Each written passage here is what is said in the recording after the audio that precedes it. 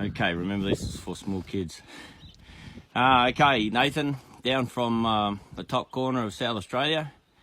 Background in horse trading. Ride a horse some days, most days, occasionally. All part of the station work. What made you want to come down here? Oh, just a different experience. Learn something new. The low stress side of things and try and pick up something new. Yeah, because they're kind of like tough times in the state at the moment, and pretty hard to pull a bit of time away from the station, so they come on down. What made you pick this horse? I don't know yet. It's a good name, eh? Imagine that coming around the racetrack. Oh, here comes I don't know yet. Yeah, no, not really too sure. Just sort of like the look of her, and the other one that I wanted, that I liked, was already picked. So yeah, I just grabbed this one here. But from Monday to Friday, big improvement. And like I was saying before, it's there's definitely the calmness about it. There's no banging and crashing, hardly any of that.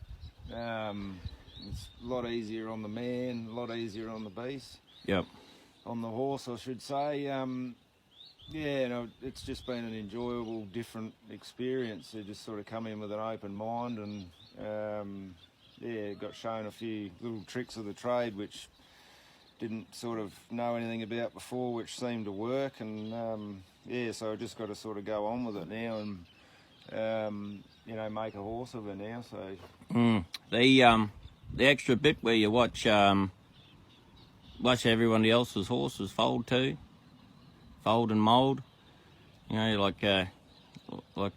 not all peas in a pod. Some start to walk, some want to run, some whatever. Good to watch them unfold as well. Yeah, there was a good mixture of horses here, I thought, personality-wise and make-up.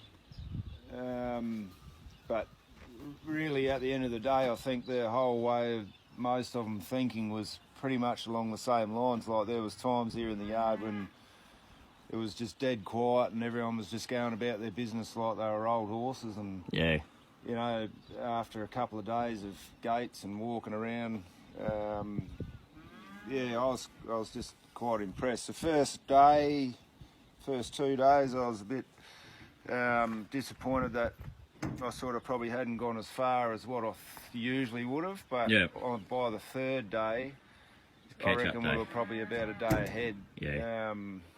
Just in the mannerism of the horse and just the stress levels of everything. There was times when the pressure was put on, but it has to be put on so that they can learn. But in saying that, it wasn't the sort of traditional style, where you try and overpower the horse with just brute strength. Yeah. It's more of a mind game with them. Violence, whatever. It's nice not having to see the horses getting smashed in the gates and crashing around. Yeah. I mean, this was good this week because most of them all kept their bark. Yeah, some of them are real flares and they bounce around a fair bit. But just the, like most nights when I went back, I was still sort of fresh. Still able to do 50 push-ups before you went to sleep, But no, I've had an enjoyable week and I'd definitely recommend it, even for people that have never had anything to do with a horse before.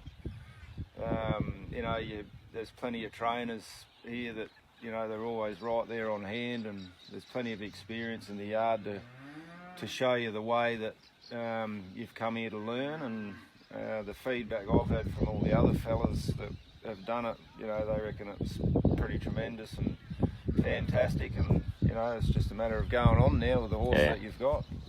What about the flow-on effect, you reckon, for the stock camp, and when you go home there now? And I think they'll just let everything absorb a bit for a week or two.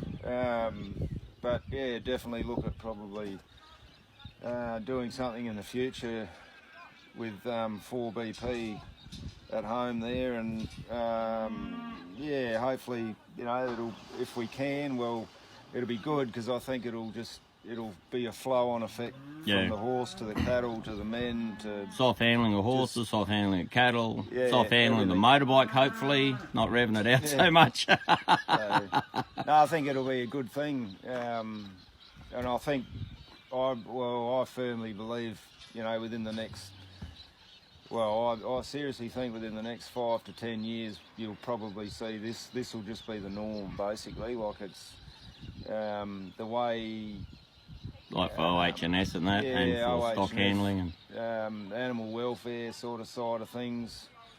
I think that this technique I think it's really going to take off.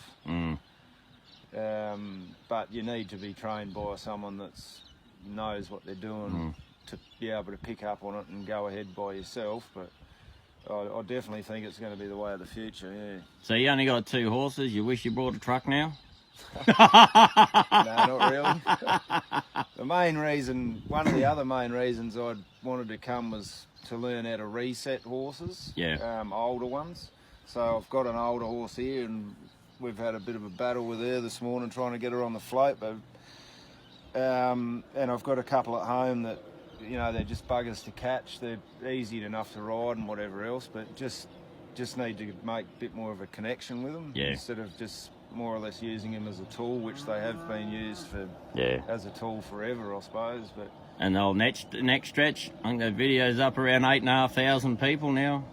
Yeah, teaching them how to stretch, take the stress out of them before you even ride them for the day. That was a completely different technique, which I was amazed. Like, there's a few points on the horse's head which I got shown to press and rub, and they seemed to work, but that horse that I had was pretty anxious and uptight, and then Joe showed me how to do the pole stretch. So once that was done, it was just a completely different and horse, since that day, it's been just a completely different horse. I've been doing it every morning, and it just seems to, I don't know what it does to her, but yeah, she just basically walks around a dopey now, so it's good. It's funny watching the other day, you pulled up looking through the rail and you changed your foot stance and went up about one post, and she shuffled across 2 footsteps just to be in the same position, just to be right behind you, always looking for you now. I think she's going to become annoying, actually. Yeah. So, might have to put her in the second paddock from the house. Well, I'm hoping to go on with her, and if she hasn't sort of got the go about her that we're looking for, well, you know, I was sort of half thinking last night, well, just a lot more time, you know, she might be right for a kid's horse. Yeah, absolutely. She's dead quiet, like. Yeah. So I'm really pleased with it, yeah. All right, sir. Anything else? Words of wisdom? I know you lost about 4 kilos, even though Mel's on the road.